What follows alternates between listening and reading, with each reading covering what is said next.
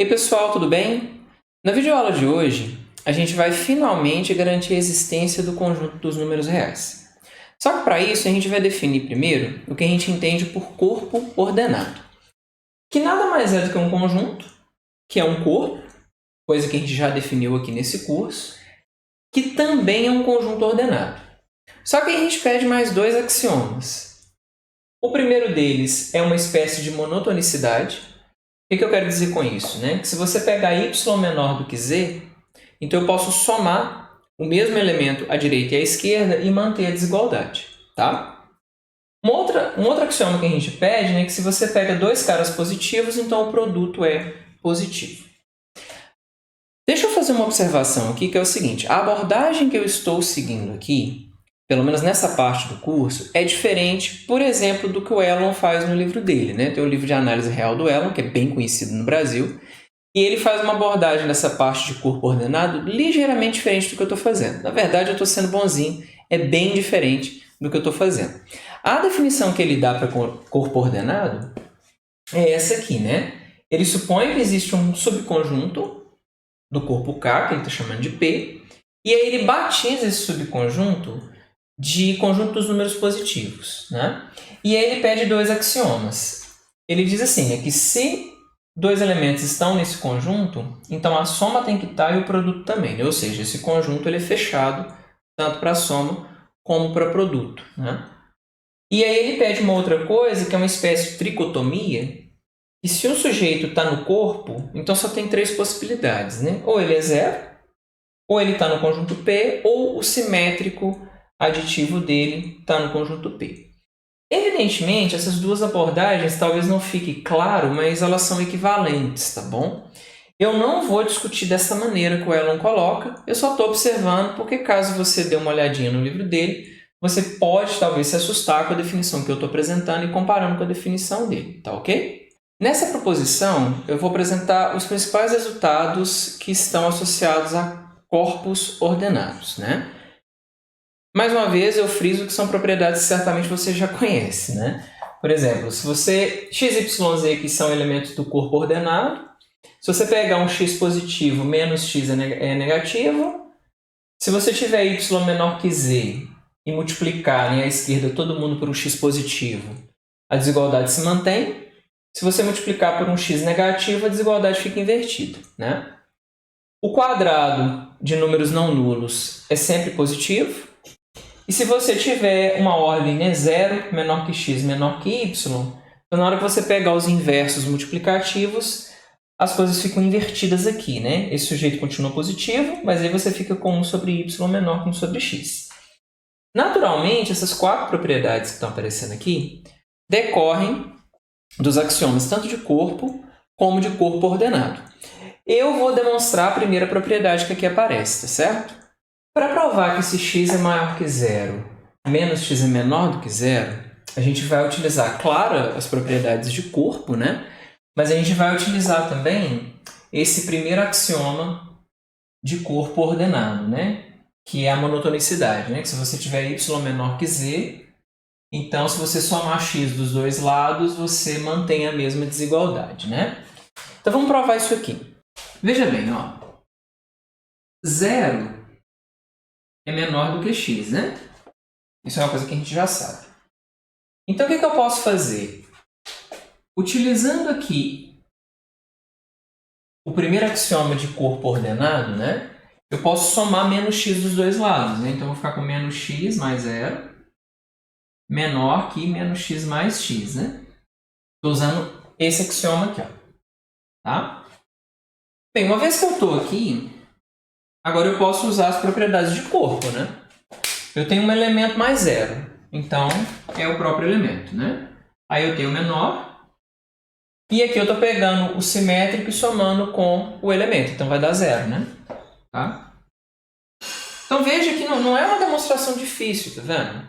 E repito, é claro que quando a gente vai fazendo as contas, se aparecer isso aí, você vai multiplicar por menos 1 e inverter a desigualdade. O ponto aqui é que a gente está justificando por quê. Eu não vou demonstrar as demais, vou deixar de exercício para vocês, tá ok? Agora vamos pensar o seguinte, O conjunto dos números racionais ele é um corpo. E ele é um corpo ordenado. O defeito de Q, a gente já comentou aqui, é que ele tem algumas lacunas, né? Uma delas é que não existe nenhum racional que ao quadrado dá 2, mas tem uma outra propriedade que é importantíssima que Q não satisfaz, que é a propriedade do supremo. A gente já deu exemplo aqui de um conjunto que é limitado superiormente, mas que não tem supremo em Q, tá? Aliás, esse é o grande problema de Q, né? Ele é um corpo ordenado, só que ele não possui a propriedade do supremo, tá?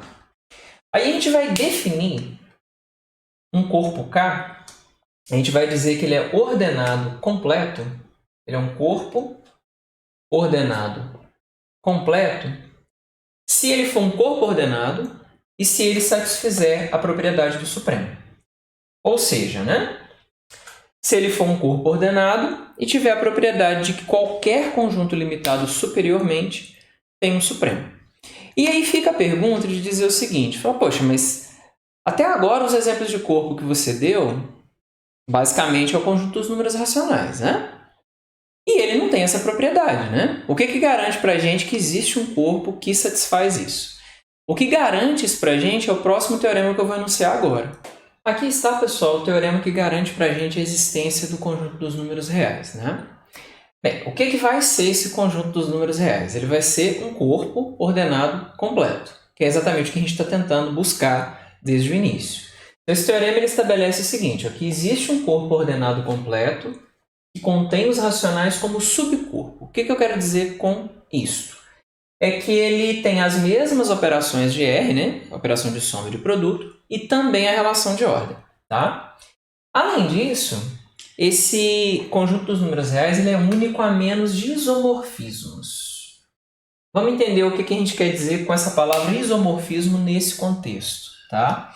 Aqui eu quero dizer o seguinte, digamos que você consiga construir um outro corpo que é ordenado e completo.